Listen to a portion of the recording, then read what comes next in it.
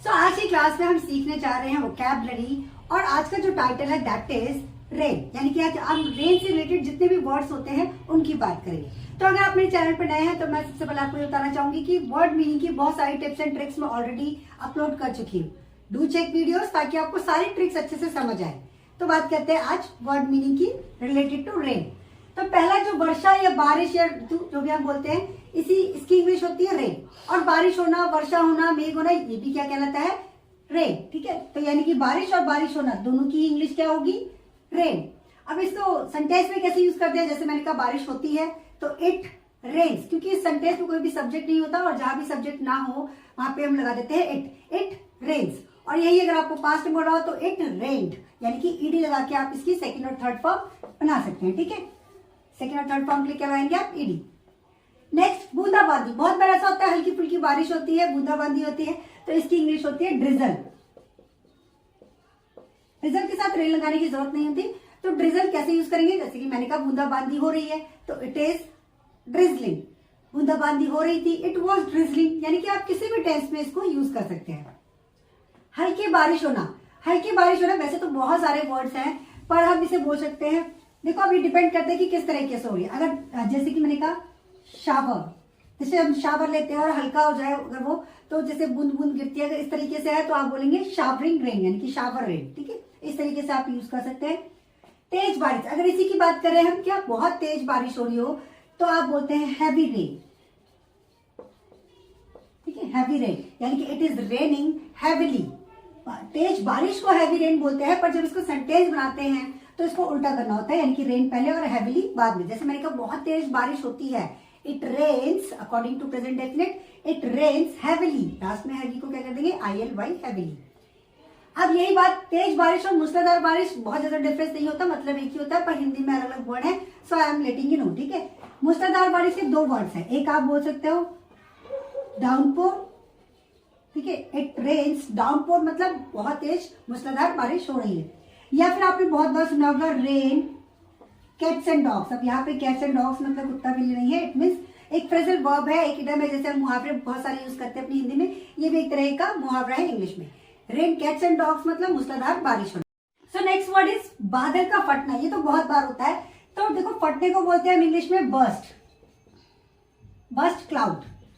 जब आप सेंटेंस बनाएंगे तो उसे उल्टा कर देंगे। जैसे मैंने कहा बादल फट गए तो क्लाउड्स बस्टेड, इस तरीके से आप इससे सेंटेंस बना सकते हैं। अब नेक्स्ट है बादल गिरना, यानी कि बारिश होने से पहले, वर्षा होने से पहले क्या होते हैं? बादल गिरते हैं।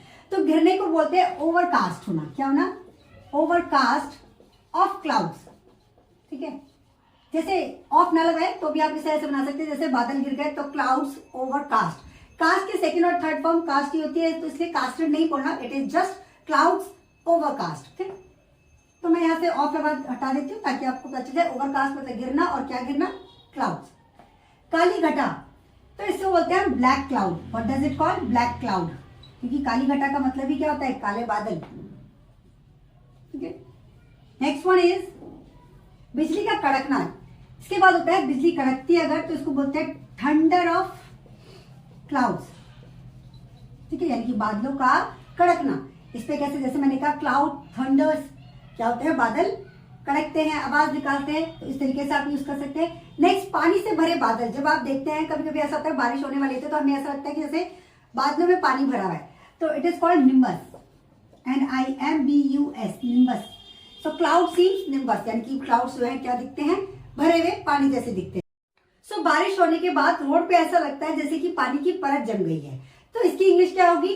परत की इंग्लिश होती है शीट, शीट ऑफ वाटर।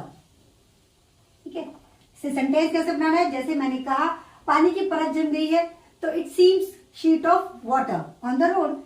पानी इकट्ठा होना या जमा होना, बहुत बार परत की तरह नहीं दिखता, वो एक एक जगह अलग अलग जगह पे इकट्ठा सा दिखता है, तो इसको इंग्लिश में बोलते हैं लॉग। लॉग मतलब होता है इकट्ठा ना, इकट्ठा होना। जैसे कि वाटर लॉग्स, पानी इकट्ठा हो जाता है।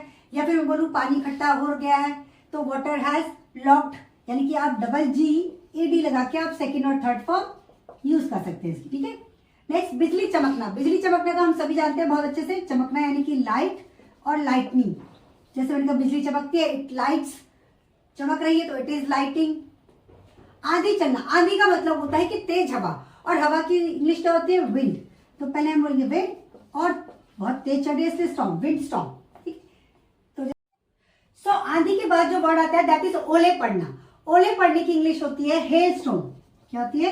Hello storm. जैसे मैंने कहा यहाँ पे आंधी चलना बहुत ही नॉर्मल है, तो wind storm is very common here. और मैंने कहा ओले पड़ना भी बहुत कॉमन है, तो hello storming is very common here. तो इस तरीके से आंधी चलना। सो नेक्स्ट वर्ड है बर्फ गिरना। ये तो हम सभी को पता है, बर्फ गिरने की इंग्लिश होती है स्नोफॉल होना। क्या होना? स्नोफॉल। मिट्टी की खुशबू। बारिश से पहले अगर हल्की फुल्की बारिश हो जाए तो उसके बाद आने लग जाती है मिट्टी की खुशबू, तो इसको इंग्लिश में क्या बोलेंगे? अरोमा। अरोमा मतलब खुशबू। अरोमा मिट्टी की हो सकती है और आपके खाने की हो सकती है। अरोमा ऑफ फूड भी बोल सकते हैं, अरोमा ऑफ सॉइल। यहाँ पे आप क्या बात कर रहे हैं? मिट्टी की, तो अरोमा ऑफ सॉइल। नेक्स्ट है भीगना। अब ये भीगना दो तरीके होता है, एक तो आपका सामान भीग जाए, दूसरा आप भीग जाते हैं। अगर ह्यूमन एनिमल्स की बात करें, लिविंग थिंग्स की बात करें, तो ड्रेंच होता है। चीजें क्या होती हैं? हम होते हैं ड्रेंच। जैसे मैं भीग गई, आई गॉट ड्रेंच, वो भीग जाएगी, शी विल गेट ड्रेंच। अब भीगना, अगर कोई सामान भीग जाता है तो आप बोलते हैं वेट। ठीक है, जैसे कि मेरा बैग भीग गया तो माई बैग गॉट वेट। इस तरीके से वेट की सेकेंड और थर्ड फॉर्म भी वेट ही होती है। No need to change anything. इसकी सेकेंड और थर्ड फॉर्म ईडी लगा दें तो आप सेकेंड और थर्ड फॉर्म यूज कर सकते हैं। लास्ट में बारिश होने के बाद क्या होता है? कीचड़। तो इसकी इंग्लिश क्या होती है? Mud. It is called mud और स्वैम। सो इस तरीके से हमने आज की क्लास में सीखा related to rain. I hope कि आपको ये क्लास भी समझ आई होगी।